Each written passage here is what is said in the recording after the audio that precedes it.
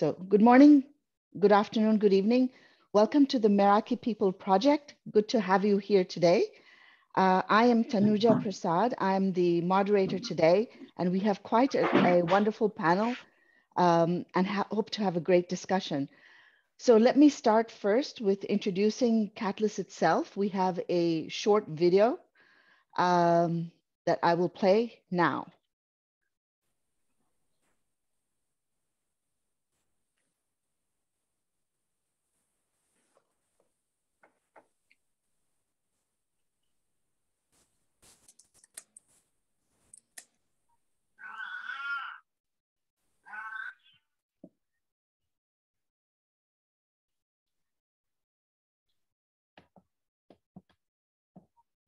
No sound, no sound.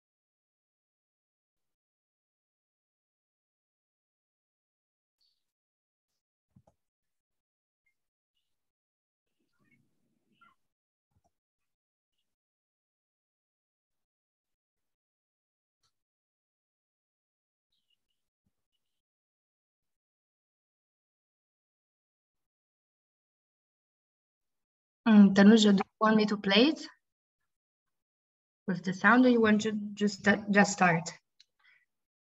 You can play it if you like. Okay, I'll do it.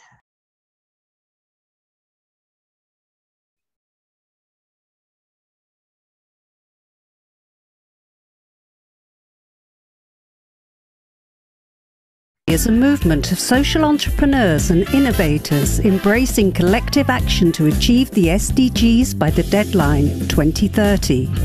Our 1,500 members are active in 197 countries. By emphasizing collaborations, Catalyst 2030 is leveraging the power of the collective to accelerate real change in the lives of billions of people around the globe. What do our members say about Catalyst? Catalyst 2030 is an invaluable global community of impact entrepreneurs. Our relationship with Catalyst 2030 has really taught us the power of co-creation. Join Catalyst 2030 and network, bond, and collaborate with our family members. And I like the spirit of bringing change makers together to share and learn from each other. Catalyst really understands the transformative nature of collaboration. It's also a platform that can give us new tools and resources. Catalyst 2030 has put my work on steroids. But most importantly, to come up with solutions that are practical, ways where we can really make things happen, because social entrepreneurs are doers. Are you a catalyst? Join us to achieve the SDGs.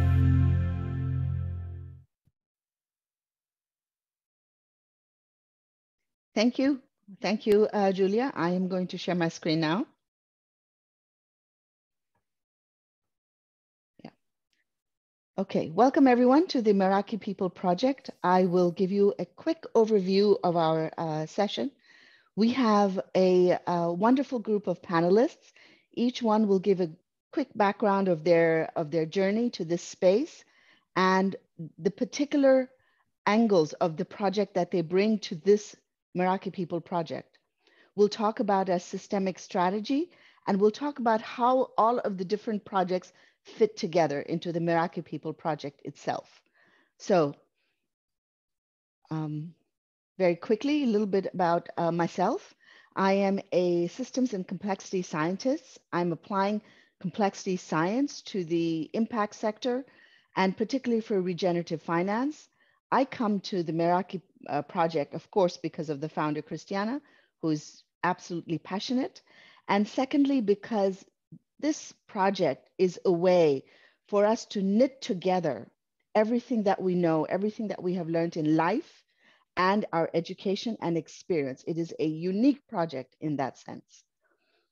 So quickly, this is an an ecological, economic, regenerative pilot village in the southwestern region of Greece, a region designated by Natura 2000 as a biodiverse region that has unfortunately suffered huge losses of population since the financial crisis in 2009-10. We are building a future-ready, digital-first community, a vibrant, regenerative economy that will become a pilot and an example for the rest of the world, which we hope to take our technology, our knowledge, and package it as as know-how and take it to other regions of the world. Our approach in designing this this project has been to look at what we have, to start from where we are, which is very much our systemic approach. We look at historical data, we look at current data, and most of all, we place all of that within the culture of Greece itself. Culture is a tremendously powerful force, and Greece has an ancient culture well known around the world for its scientific, philosophical, historical inventions.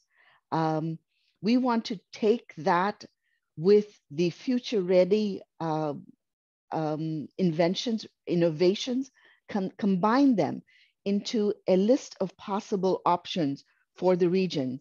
So this is a place-based, community-based innovation, and we're trying to take this forward into potentially moving the entire country forward to a new place. Yeah. So I am going to hand over now to Christiana, who is the founder of this project. She's going to give us a little bit about her background, her history, and of course, how she's approaching the project. So I'm going to stop sharing now, Christiana. I hand it over to you. Welcome, everyone. Please feel free to send us any questions and comments you may have in the chat. I'll be watching the chat and interrupting as needed. Christiana, go. Okay. Let me share the screen. Can you hear me? Yes.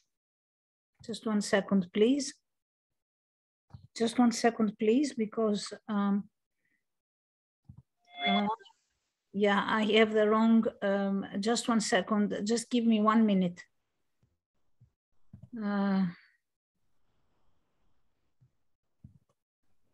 Just 1 minute, please.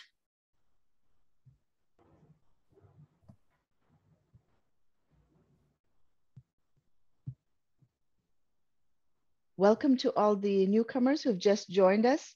Just to let you know, we will be sharing screens and speaking with all of the panelists today. Christiana is just setting up her slides, and you will be hearing from her and seeing from her in 20 seconds, right, Christiana? Yes, yes, I am ready. I do have it now in here. Share screen. There it is. Can you see? Yes. Excellent. First of all, I would like to thank each and every one person present here, because they have somehow contributed to what you see in here. Yes, I did take the lead or the initial thought, but it is not my work, it is a collective work and the power of co-creation. Meraki people, Meraki is a word that combines passion, dexterity, focus, and commitment. And this is what I am looking for in order to make this project work.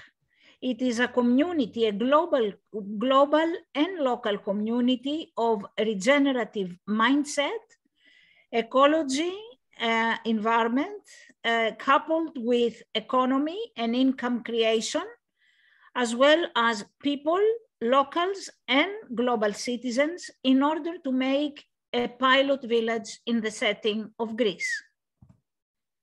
Why now? Because we need it more than ever to have a map from moving where we are, which is destructive, to where we want to go in a sustainable, good life mindset as well. Physically, in the village of Agianis, and digitally in the world of internet, we are going to be making a regenerative community based on the 4 pillars of sustainability: economics and value add, ecology, protection and keeping safe the biodiversity, politics in terms of decision making on how we make them and why we make them this way, as well as culture, because we have to be extremely respectful. Some numbers: 31,679 souls were living in our region in 1953. 11,000 are present now. Most of the villages had about 400 residents, and now they have about 10, and all they do is wait for them to die. So that gets us to the question, where are the new Greeks going? How are they addressing climate change? How are they addressing energy? And how are they addressing biodiversity?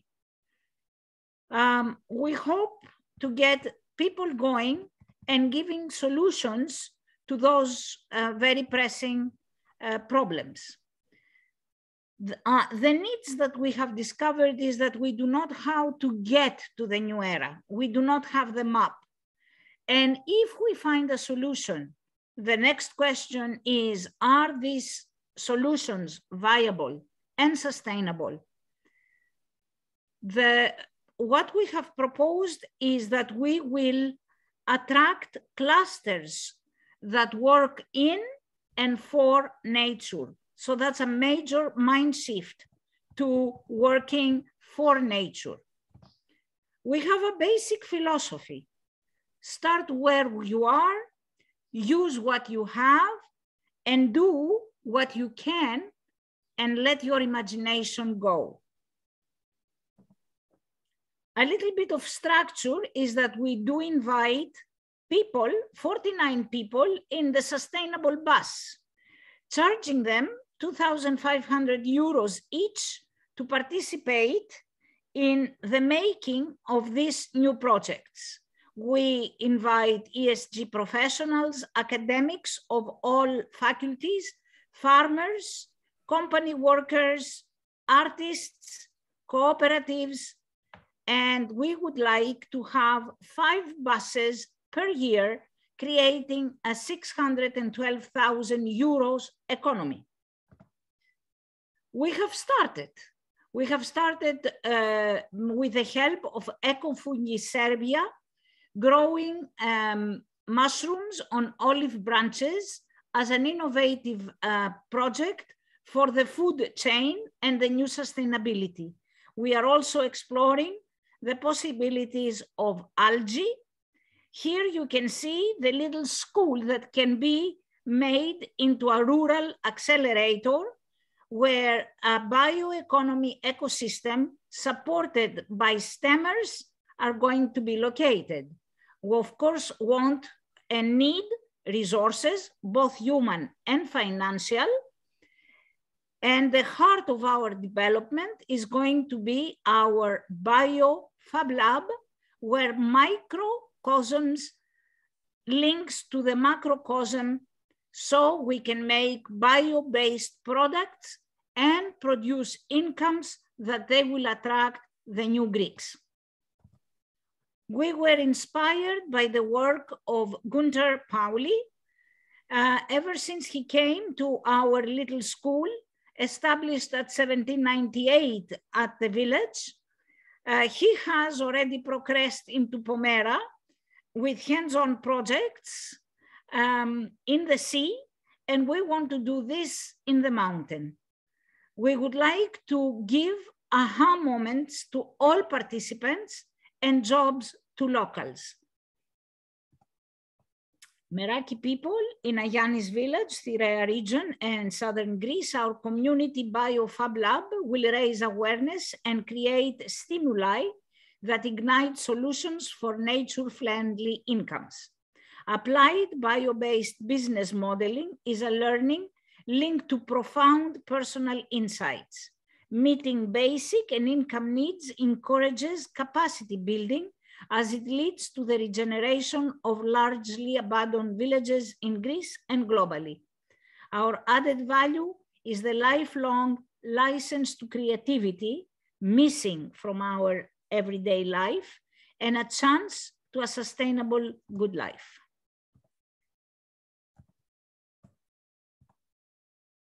Our rural, bucolic, mythical, and full of analytical discussions culture, eating around the table is waiting for everybody that likes to be creating the new world. Thank you very much for listening to me. Christiana, if I may ask you to help us all understand, what is a biofab lab? A biology lab, imagine that you are sitting in front of a microscope and you are discovering that inside a drop of water, there is an abandonment of life. There is an abundance of life, I'm sorry.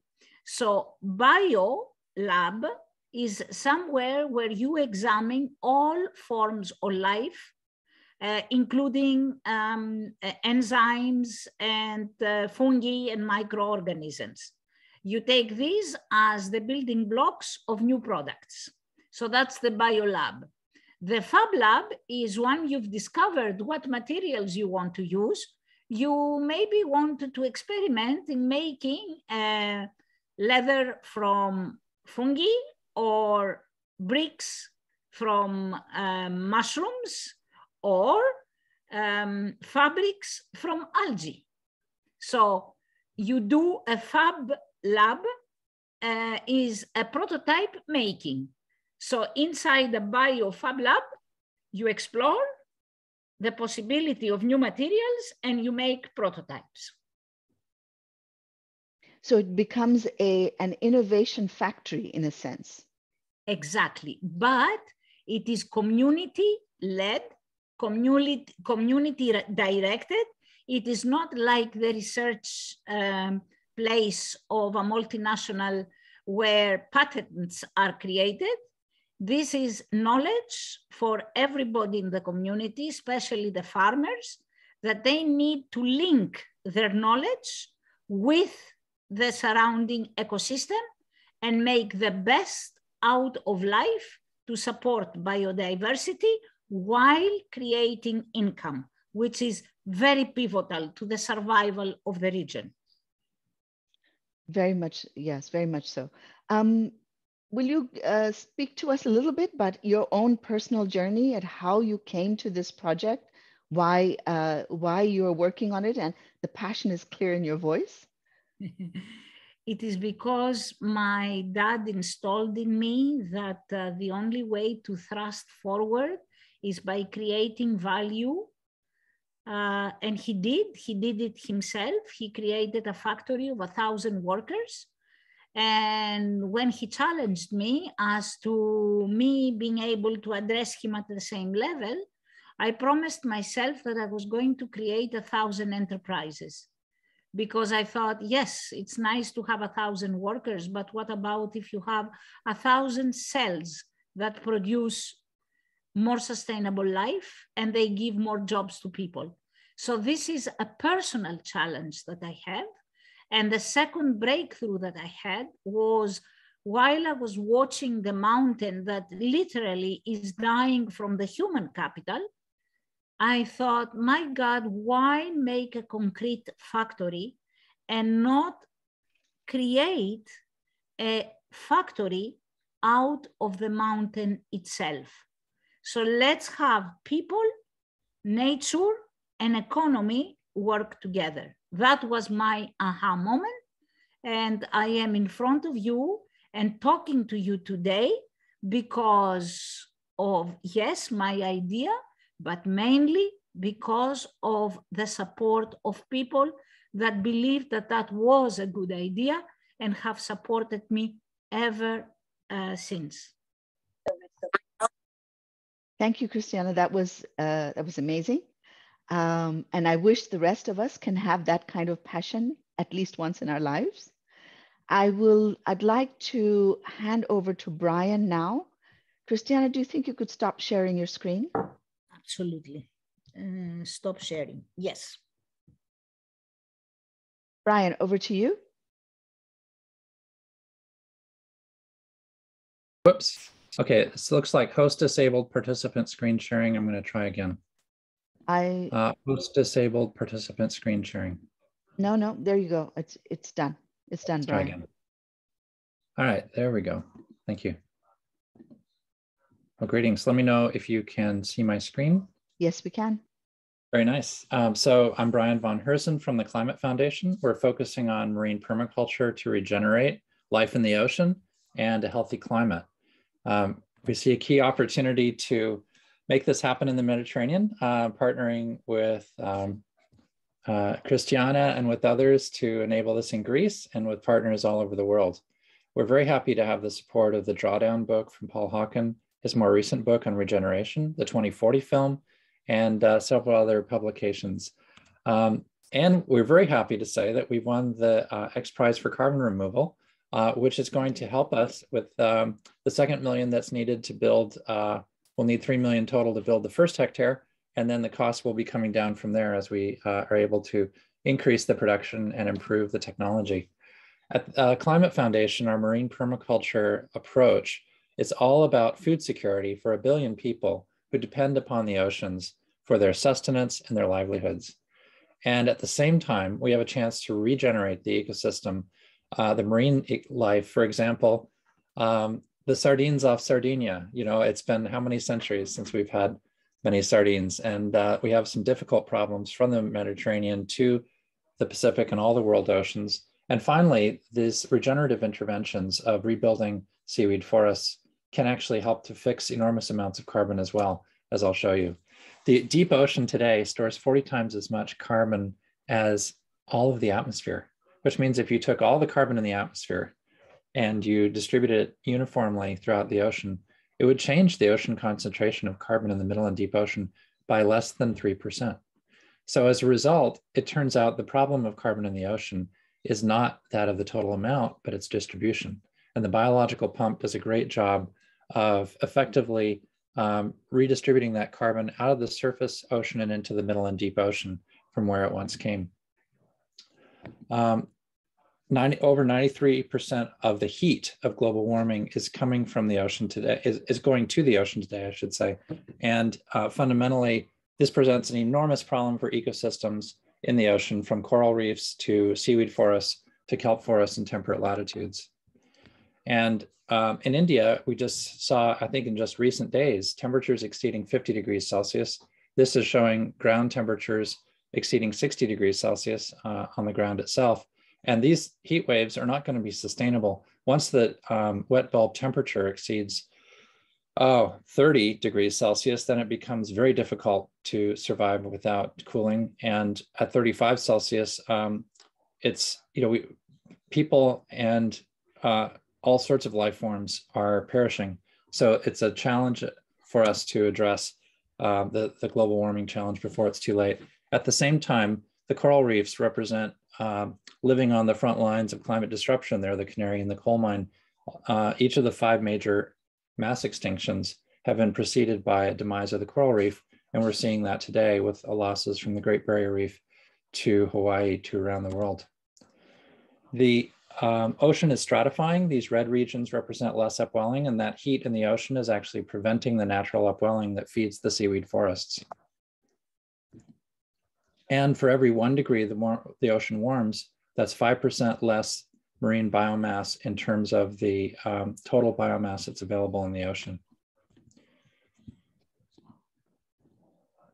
Now in the Mediterranean, we've got some severe problems, because while the green line shows the global temperatures, which have increased up to 1.1 degrees Celsius over the last century, the blue line represents the Mediterranean. And did you know the Mediterranean has already warmed 1.6 degrees Celsius? So it's accelerated, and it's a significant problem accelerating the Mediterranean. And these pictures of the European region show how depleted the fish stocks are. MSY stands for maximum sustainable yield. And from the North Sea to the Azores to the Gulf, the Straits of Gibraltar to the Mediterranean, more than 80% of those fish stocks have been depleted to the point where we're only at less than 20% of the maximum sustainable yield, which means that if we had a healthy fishery, we could be, effectively by regenerating the fish stocks, we could actually have more than 5 times as much yield as we have today and a healthier environment. And so it's really in a terrible state right now. And we have to effectively find ways of regenerating life in the ocean in a way that can make a big difference. Now, it turns out the seaweed forest, shown here, this blue bar near the bottom, is actually 15% more productive than even the tropical rainforest, which means that it could fix up to around 100 tons of carbon dioxide per hectare per year, which is really amazing, because if you can apply this in the open sea, including the open Mediterranean Sea in deep water, you have very large areas of empty deep water, times the most productive ecosystem in the world, can provide enormous bounty for food security, ecosystem regeneration, and carbon export. Off the coast of California, from 2008 to 2016, 90% of the kelp forest declined because the water was too warm and the nutrient levels were too low. Similarly, in Southern California, they've seen over a century a loss of the continuous river of kelp forest that once existed in the 1800s, and today only a vestige exists. And so we asked the question, could we actually reverse this trend and develop some technology that can help the kelp forest regenerate and help create thriving ecosystems once again? And that's what we call marine permaculture, which provides a substrate for a kelp forest in deep water, and also provides deep water irrigation, that it gets us back on track with respect to the nutrients that are needed for the seaweed forest to grow. Before global warming, offshore winds like the Mistral wind would take the warm water offshore and bring cool water with the nutrients up to the surface. But in a global warming world, the thermocline's deeper, the temperatures are warmer, and we get an upwelling failure with the same amount of wind. And that is the reason that a lot of the seaweeds are declining, and why we're losing a lot of the food for fishes, from sardines to anchovies to the higher game fish. So what marine permaculture does is use wind, wave, and solar energy to restore that natural upwelling, irrigate the seaweed forest, and enable the seaweed to thrive once again. So this shows some of the benefits, and they include ecosystem services like fish habitat. They include food, feed, and fertilizer applications that we've already been demonstrating in the Western Pacific. And ultimately, the seaweed that grows and falls off the platform during growth sinks to the bottom of the sea 1,000 meters per day. And at that depth, it's stored for a long time, hundreds to thousands of years. In the long-term vision, we have kelp cutters going back 100 years that can effectively provide a sustainable harvest efficiently, and also can provide communities with a good source of revenue and food, feed, and fertilizer to help terrestrial agriculture. Now we see globally, this is a $20 billion market already for food, feed, and fertilizer. And we've found more than a dozen applications for this overall. And it provides food security by increasing production on land. It increases crop yield, it reduces methane, and ultimately we're able to create more habitat and even provide carbon negative biofuels in the longer term. So we have several ways to measure the carbon that sinks to the seafloor, including these demonstrated sediment traps and other technologies. When it sinks 300 meters, it's good for typically a century. And when it sinks 1,000 meters in one day, it's able to the carbon stays in the abyssal waters, the middle and deep ocean, for up to 1,000 years. We've seen 15 to 30% yield increases with seaweed foliar biostimulants. Marine permaculture addresses most of the sustainable development goals. And every square kilometer of marine permaculture can fix 7,000 tons of carbon dioxide. it can reduce the need for nitrogen fertilizer that results in 20% less fertilizer, and that means 2,000 tons less of fertilizer manufacturing. And less fertilizer means less runoff and less nitrous oxide production. And nitrous oxide is 300 times more powerful than carbon dioxide as a greenhouse gas. The production, we've seen 100 to 300% growth per month with these seaweeds that are deep water irrigated, the green ones. And the red ones are controls, and they actually stayed the same because the water was so warm, the seaweeds weren't growing well without deep water irrigation. And now we're moving to this year, we've gotten the funding and are now building the 1,000 square meter platform. That's 1/10 of a hectare. And we're just months away from being able to begin a full hectare, which will be the sustainable economic scale. And so we're thrilled to have moved along this development path over the past several years. The seaweeds we're growing on our platform in the Philippines are really amazing, just a huge amount of growth relative to the baselines. And this animation shows a little bit of what we're building today, and that is a 1,000 square meter platform that has marine solar in the middle. It has a ring of seaweed around the outside, and that seaweed around the outside can grow much faster with the deep water irrigation that we're providing on this platform. So we see this as a lightweight and versatile platform that has great flexibility and will be able to be used by families around the world and coastal communities and regenerate their livelihoods. Let's see if I can advance. I'm going to try advancing this way. So for the Mediterranean in particular, there's great opportunity to effectively restore the sardines to Sardinia and the rest of the Mediterranean to support sustainable aquaculture, sardines, and ultimately really help to build the capacity in the area of Greece and the Black Sea. There's a key opportunity to grow seaweed, and in fact, the Black Sea is anoxic in the deeper layers. And because it's anoxic, it can store carbon for a long time. In fact, there are wooden ships that are 2,400 years old and up to 2,000 meters deep, and you can still see the grains of wood on these ships. So seaweed that sunk in the Black Sea can stay for many thousands of years unoxidized. We're very happy to have the support of and articles in The Economist from just 6 months ago, Speed and Scale, and the Washington Post, and several other groups. And really appreciate your attention and happy to answer questions about marine permaculture coming to a coastline or an ocean near you. Thank you, Brian. That was so, my goodness, I have to say moving. Right? Thank you. First, congratulations on the X Prize. But if I could ask a couple of questions, we are running a little bit short on time.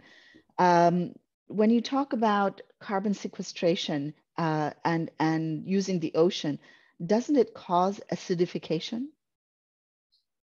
Does carbon dioxide cause acidification? Potentially in the surface layer, but what the biological pump does is it removes carbon dioxide from the photozone, the top 100 meters where 99% of life is living, and then drops it to the middle and deep ocean where there's plenty of room for, there's 38,000 gigatons of carbon down there right now. And there's something very important that happens, and that is there are calcium carbonate sediments sitting from 1 kilometer from the surface down to 3.5 kilometers deep. And when that extra carbonic acid reaches those sediments, there's a natural buffering process where the calcium carbonate sediment turns into calcium bicarbonate dissolved in the seawater. And the pH doesn't change, but that extra dissolution buffers the extra carbon. And so that's the ultimate fate. And 1/3 of humanity's carbon is already there today. And so really it's about accelerating the biological pump and accelerating the re-equilibration process with the oceans. We like to say the ocean is the climate because in many ways the ocean drives the climate, especially with this carbon cycle. Yeah, and quickly, you had one slide towards the end. Kelp farming, how old is that technology? It's more than 100 years old. In fact, I met some indigenous people in the Philippines, and they said, you know, their grandmothers lived a long time, and they mostly ate seaweed and vegetables. That was their main diet. And so it goes back hundreds of years. In fact, we have examples of Aboriginal First Nations peoples in Australia who I think at the very first drawings I saw just this week of Captain Cook visiting Tasmania showed the First Nations people. I think the women were diving and getting seaweed, and and presumably harvesting it and having it for food for the tribe. And so it was really beautiful to see, because the first illustrations didn't put a political angle on it, but really just observed, and what I loved was seeing the evidence of seaweed being utilized in such an integrated way from the very first drawings, if you will, from Western visits. Excellent, thank you. My pleasure. All right, we have about just over 20 minutes. I am going to request Christophs to join us, and he's part of the project and tell us a little bit about his personal story as well as how he got to this project. Yeah, thank you. And I'm glad to be here. Yeah, my base or background is rooted in design. I'm a designer.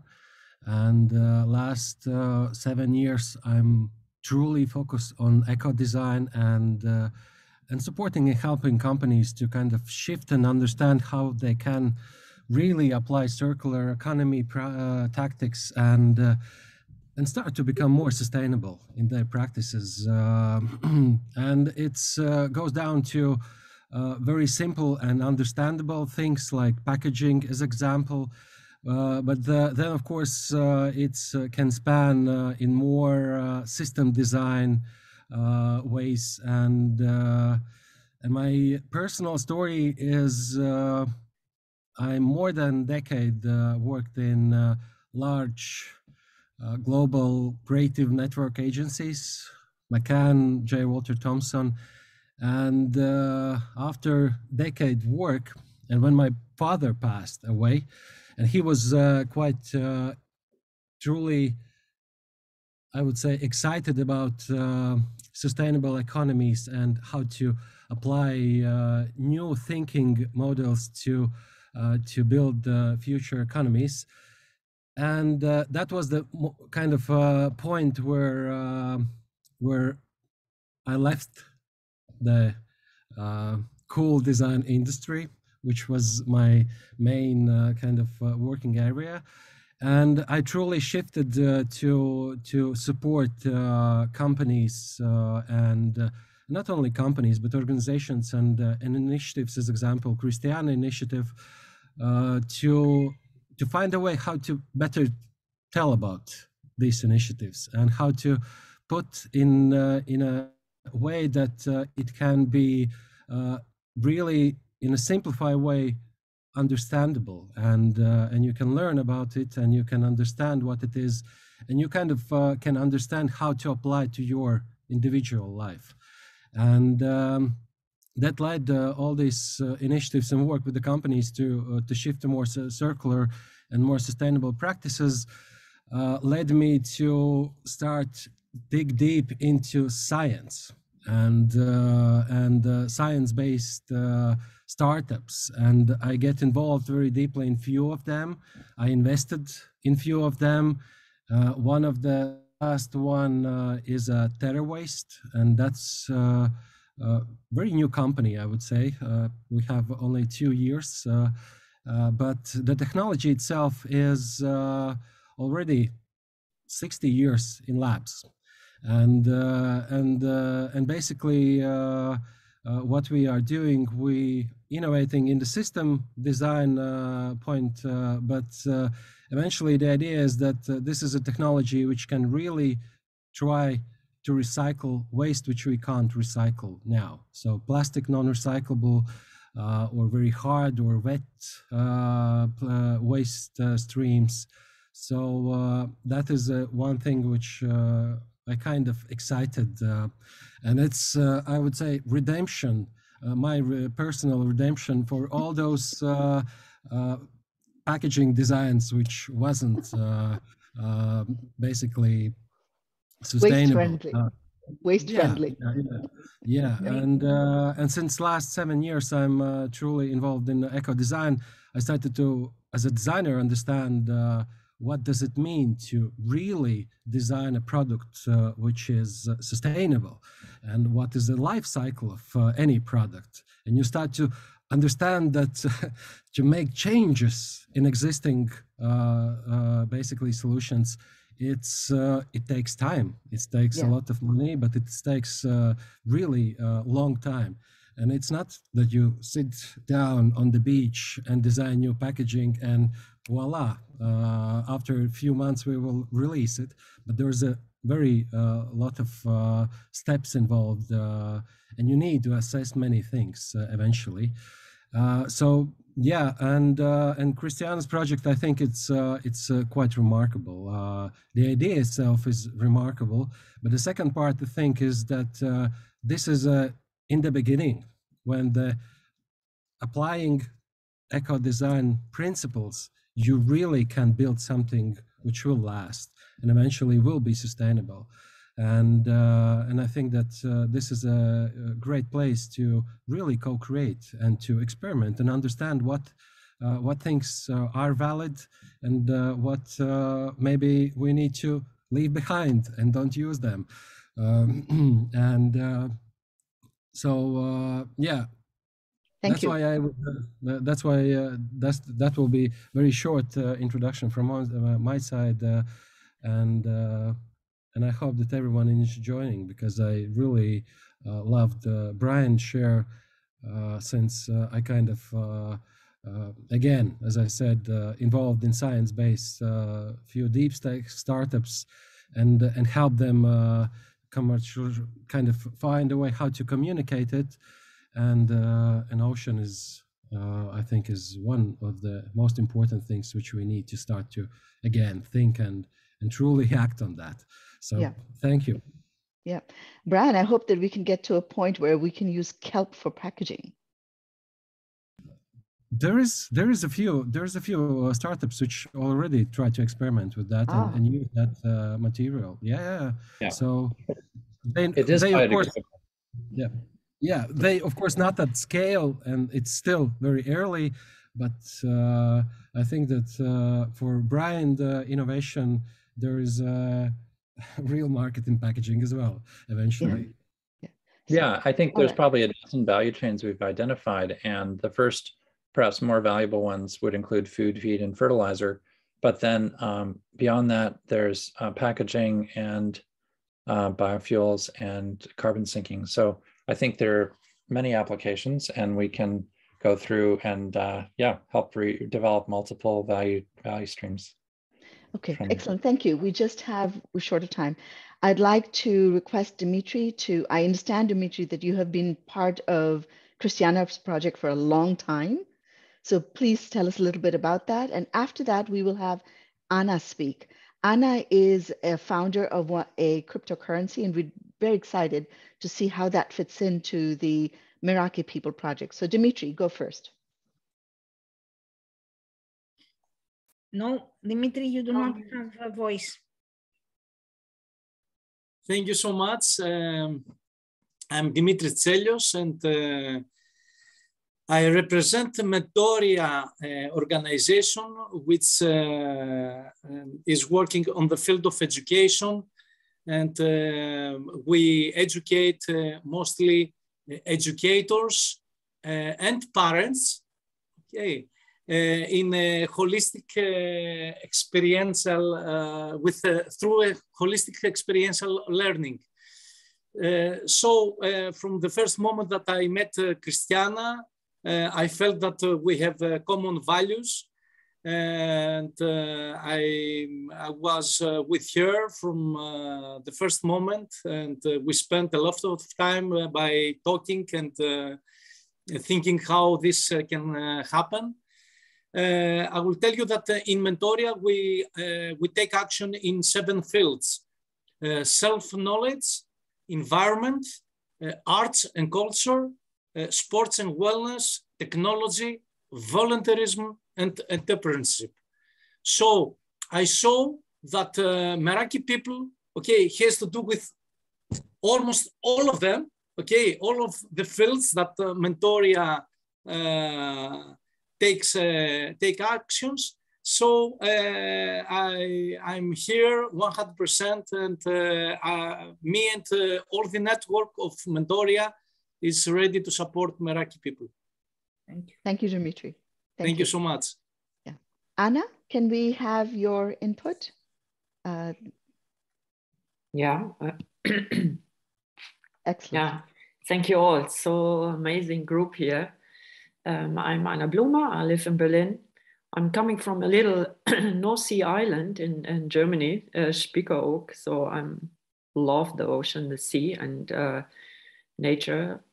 So as I heard about Christiana's event with Gunther in 2018, coming from a group called Impact Journey or Living Bridges Planet, it said I would go there to just help her to organize. And since then, friendship involved, and yeah.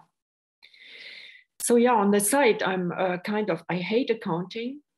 Doing my tax work in Germany is no fun at all. So I love to have actually my swimming in the ocean or being in nature or in the garden or do art. But somehow I ended up in all this blockchain tech world, from looking at it from the ethical side, from the community side, from the grassroots side. What can we do? Not only it's so digital villages, digital cities, twins.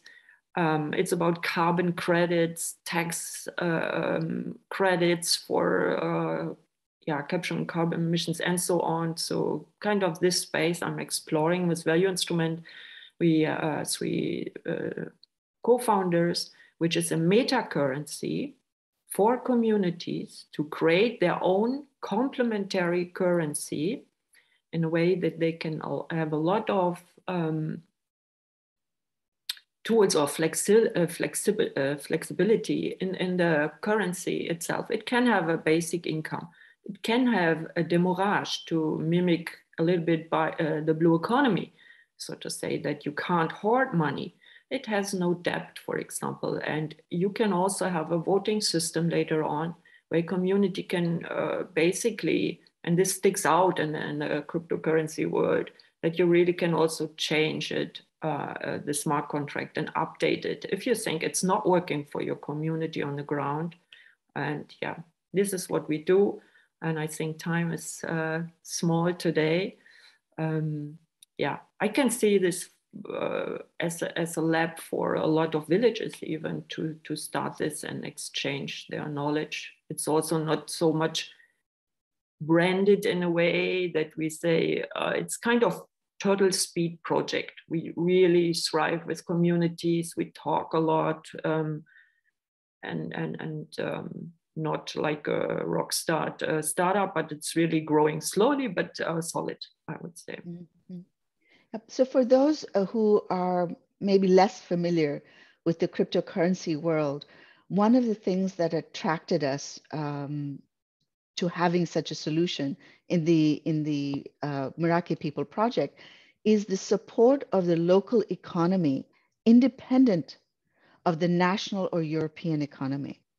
So a currency that can be earned locally and spent locally. That is typically how a local currency benefits the region. But we particularly liked Value Instrument, which is Anna's product, because she brings in a very strong community focus. So it's a community first cryptocurrency. Would you agree, Anna? Definitely. Yeah. And she has some interesting features, such as the coins have a expiry date.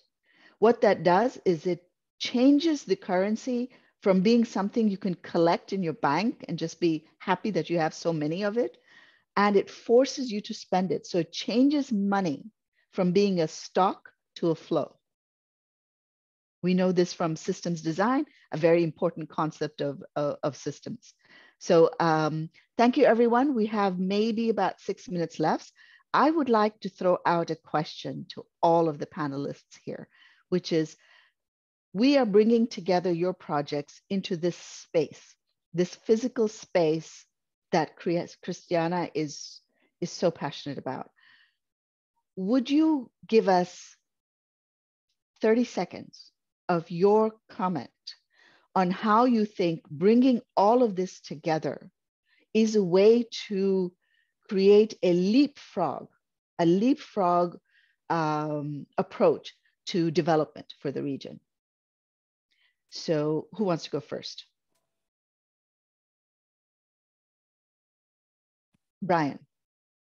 J'ai encore le souvenir de mon cœur dans ma cachette, fondant dans ses collés au fond. J'ai encore le souvenir de mon cœur dans ma cachette, fondant dans ses collés au fond. Where is that coming Background from? music. Souvenir de mon cœur dans ma cachette. Tanuja, can you repeat the question, please? The question was, we have all these interesting projects and interesting music too coming in. And what is your view on how your project, combining with all the other projects, can leapfrog the development in the region rather than single approach, you know, stringing it all together? Yeah. We like to say it's a circular ecology from sea to land, back to sea again. And what we're doing now in the Western Pacific, we're looking forward to distributing broadly across the world with our Marine Permaculture Alliance. And we're very happy to have Christiana as a partner in developing this for the Mediterranean and for Greece in particular. And so the seaweed that we grow in the sea, hopefully near Christiana's home, will be able to actually produce agricultural products, including food, feed, and fertilizer. And those biostimulants will go onto terrestrial crops and can increase the yield of the olive trees and the vineyards and all the agricultural products.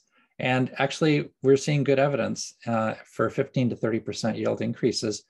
Alternatively, using 20% less nitrogen fertilizer to maintain yields, which in the with the prices of nitrate fertilizer in Europe, this is a huge decarbonization opportunity.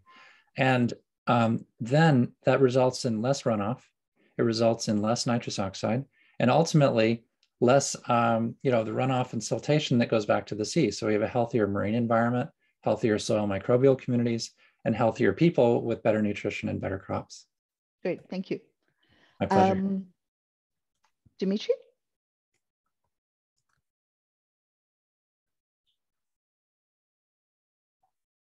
Dimitri might be muted. Dimitri, your microphone. Yeah, sorry, I'm not so prepared for this discussion. Christiana knows it was at the last minute. So if somebody else wants to. If I may just support Dimitri's, he has the #1 vehicle that can reach more people, not only in Greece, but globally. And that vehicle is education.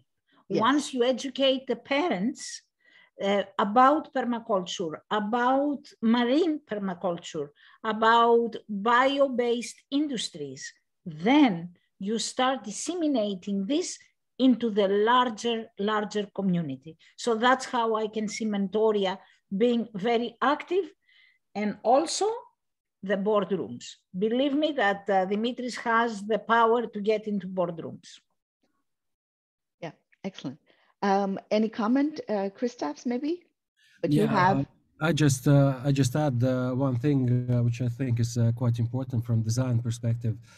If something isn't work for every stakeholder in the system or in the thing which you're building, then it's bad design, or design intentionally to kind of not be inclusive. And I think that's what we need to remember. And such projects as Christiana is initiating is, I believe, and I hope that is a good starting point to really take into account every stakeholder, understand every stakeholder needs, and then it will be designed in a way that it will benefit for all, not just for few. So that would be my addition to this. Yeah, thank you. Anna? Yeah, it might take longer to hear and to have a lot of experience also together, not only talk, but also work together and design the whole process and so on. That might really take longer, and we need each other for supporting each other in hard times and if money is not there, so collaboration to learn, to get out of this collaboration chaos in a more designed way, with having in mind that it just may take a minute longer. There's a request from Paula in the audience to send the link of all of your projects in the chat. Is that something you could quickly do? If you could send a link to Mentoria, Dimitri, and Christiana to Meraki People, and Brian and Anna as well, that'd be great. I am going to put my link, but I would like to warn people that we are experiencing a problem with the server. And all of a sudden, merakipeople.gr is not operational, but it is temporary. So please do not think that we do not exist. We do exist, and it will be restored. Thank you for the understanding.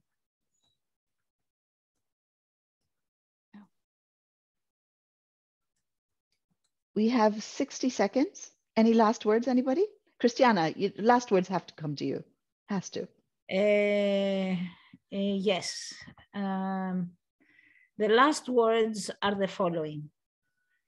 If you are inspired today, please do take action.